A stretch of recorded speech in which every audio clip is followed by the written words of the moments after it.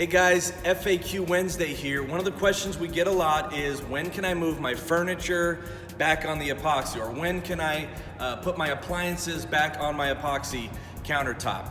So as a rule of thumb, epoxy will be extremely hard the next day. Within, 15 to 24 hours, it'll be very hard. But like concrete, it takes a lot longer to cure, where even if it feels hard, it may not be cured all the way through. So as another rule of thumb, and a fairly safe industry standard would be that it takes about a full 7 days before the epoxy will be to its full cureness, rock hard, where you can't indent it with your fingernail, where it is just very hard. I would try to wait the full 7 days before you move furniture back on a floor if you've done an epoxy floor, or before you put any kind of appliances like a blender, microwave, things like that on top of your counters.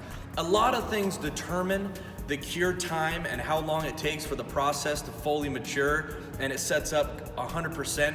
A lot of things like slab temperature, ambient temperature, humidity levels, all sorts of things. So we just kind of go off of, as a rule of thumb, because we ship all over, that your epoxy will be hard within about 24 hours, and it'll be rock hard and have almost a complete full cure time after about 7 days. Thanks for watching. Hope that helps.